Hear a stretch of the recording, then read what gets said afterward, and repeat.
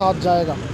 ये तो राजभर जो है हमेशा भाजपा के साथ में रहेगा और था और रहेगा भी, क्योंकि यहाँ पर मान सम्मान बहन बेटियों के साथ में जो रहेगा उसी को हम क्या देख कर वोट करेंगे? दोनों देख के करेंगे, जो उचित लगा उस पर कर देंगे, जो देखेंगे हम। बसपा आगे या भाजपा कहाँ आप है? भाजपा के साथ भी जा सकते हैं और बसपा के साथ भी जा सकते हैं। भाई हमारे कहने के बाद जिले में मंत्री मुख्यमंत्री उसी का होना चाहिए, मंत्री संसद जिसकी सरकार हो, औरों को बैठा के हमें क्या फाइनल है।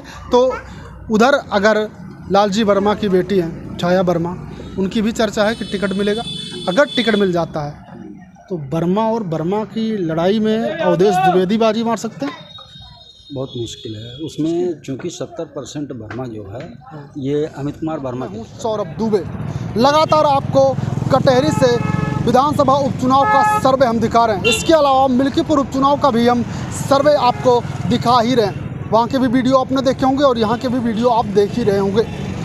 यहाँ पर कौन जीतेगा, समाजवादी पार्टी, बसपा या फिर भारतीय जनता पार्टी, वो आप कमेंट करके हमें बताइएगा ज़रूर। और साथ ही साथ मिल्कीपुर में कौन जीतेगा वो भी बताइएगा। अभी हम कटहरी में मौजूद हैं, ये कटहरी बाज़ार है और इस साइड कुछ ही दूरी पर लालजी वर्मा का कार्यालय है। यहाँ से मुश्किल से 500 मीटर होगा या 1 किलोमीटर होगा, लगभग इतना होगा।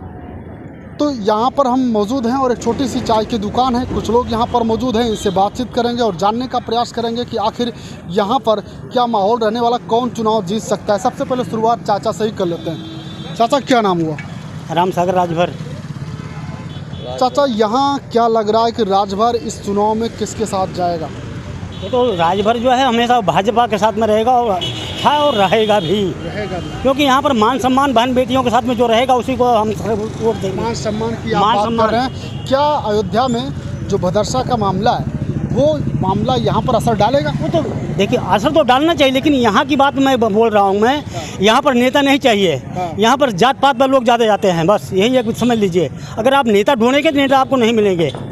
हमारी जात का जो होगा उस पर जात जाएंगे, लेकिन वो कैसा ना, वो हमारा जात वाला नेता कैसा है वो चीज़ नहीं देखते हैं लोग। वो नहीं और देखना ये चाहिए कि हमारे देश के लिए, हमारी बहन बेटियों के लिए लड़ कौन रहा है वो तो देखना चाहिए। वो मायने रखता है। सही बात कह रहे हैं चाचा, कौन हमारे मान सम्मान के लिए लड़ रहा है, कौन हमारी बहन बेटियों के लिए लड़ रहा है, वो देखना चाहिए। जात से ज़्यादा ये सारी चीज़ें देखनी चाहिए। कटहरी का जो क्षेत्र है यहाँ हमेशा जो है जात पात पर, हमारे जात का होगा साला पता नहीं कितना भी गिरा होगा, लेकिन हम उस पर जात पे जाते हैं। और हकीकत में हमें नेता वो चाहिए जो हमारे देश के बारे में सोचे, हमारी बहन बेटियों के बारे में सोचे, वो बारे में सोचे। बिल्कुल। मान सम्मान ऐसे लोग जो जातियां देखकर वोट करते हैं उनके लिए क्या कहेंगे? देखिए ये तो भारत का दुर्भाग्य है जो इस लोग इस तरह उनकी सोच हो, तो इसे बढ़कर और मैं क्या बोलूँ। बिल्कुल ये सही कह रहे हैं, ये देश का दुर्भाग्य है कि हमारे देश में जो वोटर हैं वो इस तरीके की सोच रखते हैं, जातियों पर वोट करते हैं। चाचा से हम बात करना चाह रहे थे लेकिन ये साइकिल लेके जा रहे हैं, कोई बात नहीं, आगे चलते हैं, चाय की दुकान पर बातचीत करते हैं। आपको ये भी हम बता देना चाहते हैं, ये सपा और बसपा का गढ़ कहा जाता है। भारतीय जनता पार्टी के लिए यहाँ पर आसान, अगर वो समझ रही है कि ये सीट आसान होगी तो ये सीट आसान नहीं हो सकती है। पहले भी यहाँ से चुनाव भारतीय जनता पार्टी हार चुकी है, लेकिन आपको बता दें कि जीत हार का अंतर बहुत ज़्यादा नहीं था। ऐसा भी नहीं है कि भारतीय जनता पार्टी यहाँ से चुनाव नहीं जीत सकती। कुछ लोग बसपा को कमज़ोर आंक रहे हैं, लेकिन बसपा को कमज़ोर आंकना बिल्कुल ही गलत होगा, क्योंकि बसपा खेला कर सकती है और ये बसपा का गढ़ भी रहा है। शुरुआत करते हैं चाचा से और इनसे भी बातचीत करते हैं। क्या नाम है चाचा? राजेश कुमार। यहाँ पर उपचुनाव में क्या लग रहा है, कौन बाजी मार सकता है? अब देखिए इन दोनों के बीच की बात, दोनों को हैं और यही दो हैं, लेकिन हमारे ज़िले का जो विकास, कौन दो है? सपा बसपा। सपा बसपा। और जी इस ज़िले का अगर विकास भी हुआ है तो बसपा से ही हुआ है जी। यहाँ ज़िले में जो कुछ भी हुआ है बसपा ही पार्टी ने जी, बसपा ने किया। बसपा को इस चुनाव में आप कहाँ देखते हैं? बसपा को इस चुनाव में आप कहाँ देखते हैं? कहाँ देखते हैं मतलब मैं समझा नहीं आप। इस उपचुनाव में बसपा कैसे चुनाव लड़ेगी, किस नंबर पे देखते हैं? जनता के ही ऊपर फैसला होगा, हम कैसे इसको कह सकते हैं कैसे लड़ेंगे, लेकिन आपकी अपनी भावना बसपा ही है, बसपा हमेशा रहे। बसपा है, बसपा बढ़िया लड़ेगी और फिर नहीं तो भाजपा, नहीं तो भाजपा, क्योंकि हमारे ज़िले की विकास बसपा से हुई थी और भाजपा रही तो कुछ शांत की गुंडागर्दी, इससे शांत है थोड़ा माहौल। बस लेकिन अगर विकास होगा तो जब आप वोट करने जाएंगे तो आप बसपा का वो काम देखेंगे जो पहले रहा है, या फिर भारतीय जनता पार्टी की जो सरकार है इसमें जैसे आप बता रहे शांति व्यवस्था, उस शांति व्यवस्था को देखकर वोट करने जाए, क्या देखकर वोट करेंगे? दोनों देख के करेंगे, जो उचित लगा उस पर कर देंगे, जो देखेंगे हम। बसपा आगे या भाजपा कहाँ आप है? भाजपा के साथ भी जा सकते हैं और बसपा के साथ भी जा सकते हैं। भाई हमारे कहने के बाद जिले में मंत्री मुख्यमंत्री उसी का होना चाहिए, मंत्री संसद जिसकी सरकार हो। औरों को बैठा के हमें क्या फायदा? बिल्कुल चाचा ने स्पष्ट कर दिया, इशारा कर दिया कि आखिर किसके साथ। अब आप समझ सकते हैं किसके साथ, वो कमेंट करके आप बताइएगा किसके साथ चाचा इशारा कर रहे हैं। इनसे भी बातचीत करते हैं चाचा से और इनका भी मन टटोलने का प्रयास करते हैं कि आखिर यहाँ पर कौन चुनाव जीतेगा। क्या नाम है चाचा? राम जी नाम है भैया, राम जी। यहाँ पर क्या लग रहा है कौन चुनाव जीतेगा? पहली बात हमने इसके पहले भी बताया आपसे कि अभी पार्टी के हर पार्टी जो है निर्धारित नहीं की अपनी प्रत्याशी जी। प्रत्याशी के रूप में एक अमित कुमार वर्मा जी आए हुए हैं। अमित कुमार वर्मा की चर्चा, उधर छाया वर्मा की समाजवादी पार्टी से, इधर अवधेश द्विवेदी की चर्चा है कि हो सकता हो फिर से मौका दे पार्टी। बहुत कंफर्म तो नहीं है हम इस बारे में कि अवधेश द्विवेदी चर्चा है, लेकिन हो सकता आ रहे हो। तो अब जो है यहाँ की जनता के ऊपर चुनाव है और अच्छा, अगर हम ये देखें विशेषकर आपको हम बताएं जी, जैसे ये द्वाबा क्षेत्र है यहाँ और वो सवर्णों का क्षेत्र माना जाता है, ब्राह्मण है।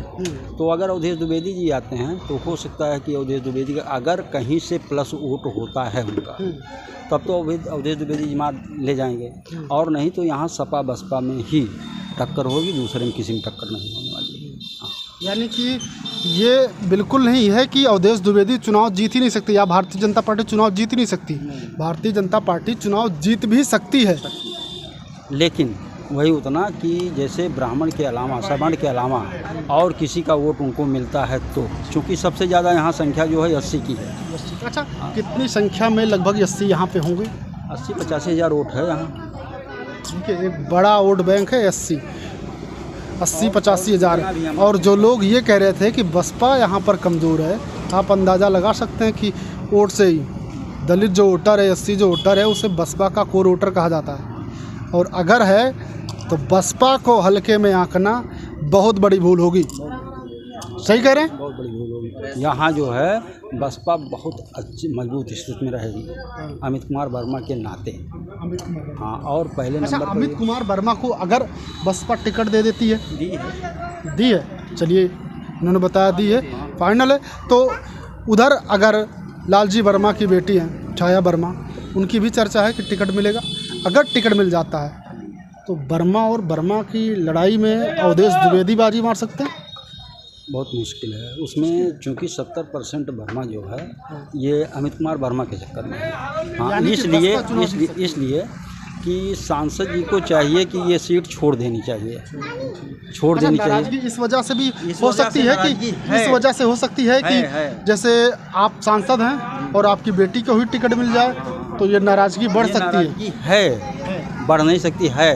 और उनके सामने भी कहा गया, वो मीटिंग लिया था, शायद मैं वहाँ मौजूद नहीं था। बिल्कुल बता रहे हैं कि उनके सामने भी ये बात रखी गई है, अगर आपकी बेटी को अगर आपकी बेटी को टिकट मिलता है तो लोग नाराज, और वीडियो भी सोशल मीडिया पर देखने को मिल रहा।